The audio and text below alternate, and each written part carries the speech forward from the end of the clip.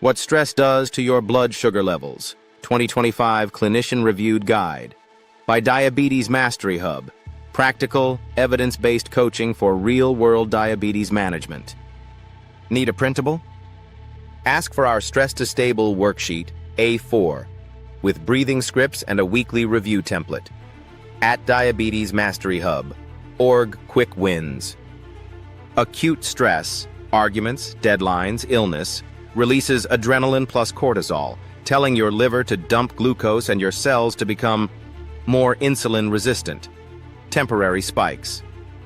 Chronic stress, weeks, months, keeps cortisol elevated, raises fasting glucose, worsens time in range, TIR, and disrupts sleep, amplifying next-day highs. Your CGM often shows morning creep, higher fasting, stubborn post-meal peaks, and wild late-afternoon climbs. Fixes that work. Sleep first.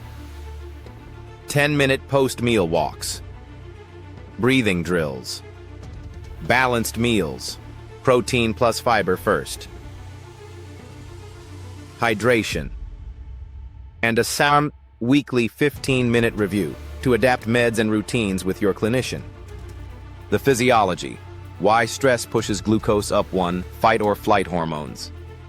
Stress triggers a release of adrenaline and cortisol. Your liver responds by increasing hepatic glucose output.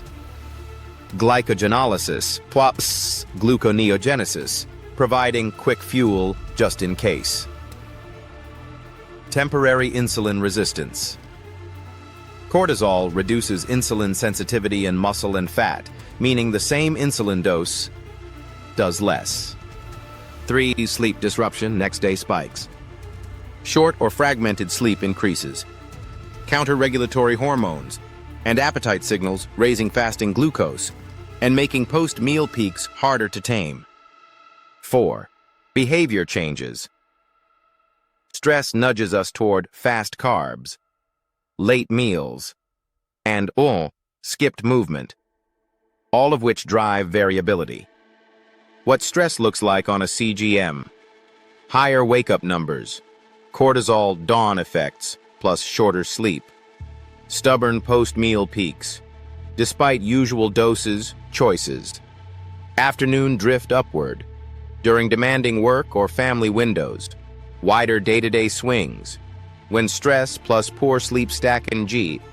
Tip, tag days as high stress or NLT 6H sleep in your app.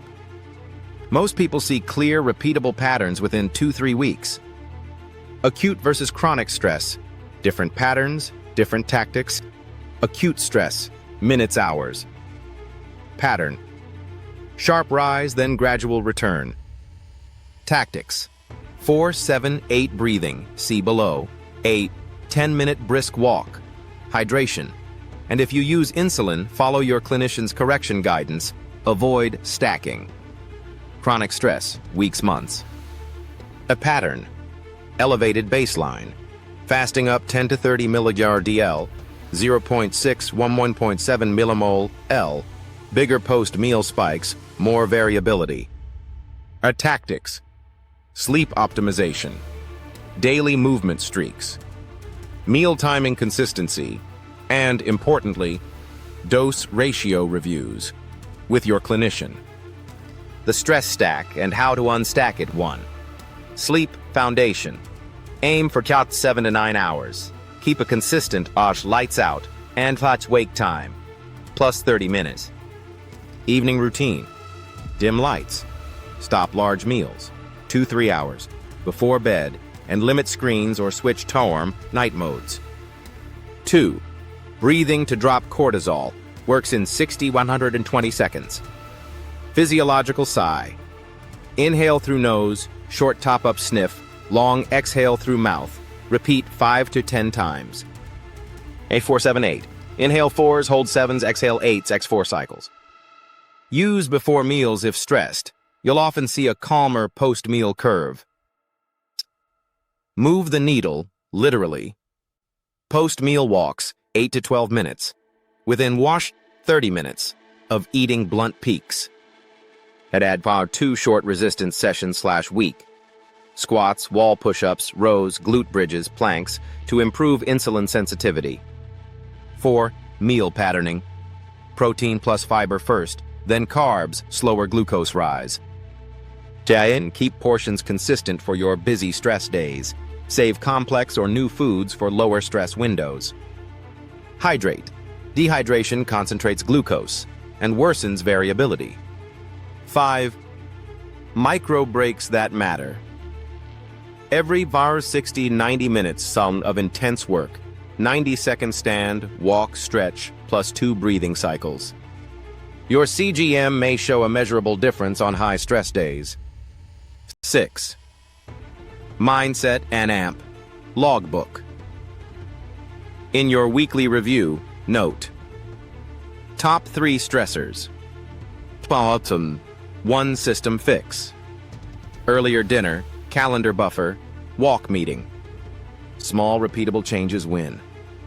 7-day stress to stable plan. Save this. Day 1, sleep reset. Fix bedtime, set alarms, prepare next day's outfit food to reduce evening scrambling. Day 2, post-meal walk habit. Add 10 minutes after your largest meal. Note peak height versus usual.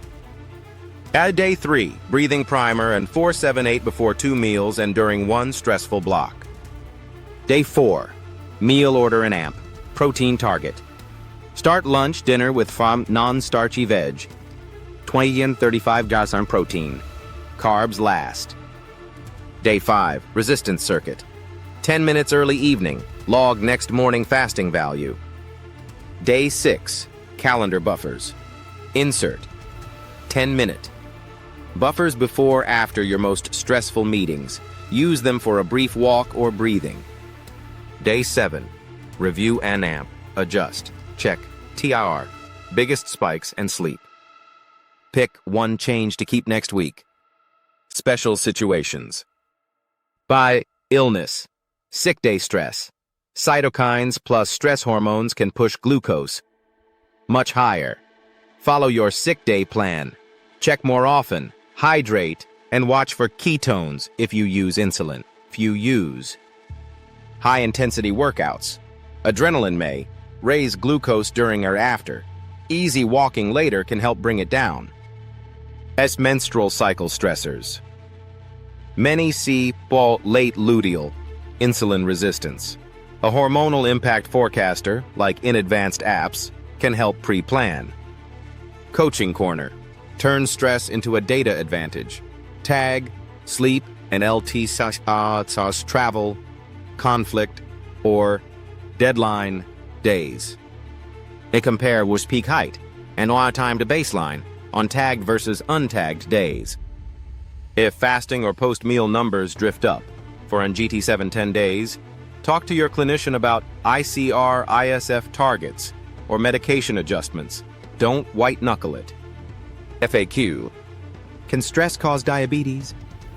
Stress alone doesn't cause diabetes, but chronic stress can worsen insulin resistance, unmasking issues in people at risk. It also makes existing diabetes and harder to control. Why do I go low after a stressful event? If you correct it aggressively during the spike or the stress resolved, hormones fall, glucose may drop. Use your plan to avoid stacking and recheck. Which is better, breathing or walking? Both help. Breathing is fastest when you can't leave your desk. Walking has the biggest post-meal impact. Use both when possible. Are supplements required? Not required. Start with sleep, movement, and meal order. Discuss any supplement with your clinician, especially if you take prescription meds. 1-page checklist, screenshot ready. 7 to 9H sleep, consistent schedule. 4-7-8 or physiological PSI before meals and AMP during stress. 8 to 12 min post-meal walk, split into 2 6-min if busy. Protein plus fiber first. Hydrate.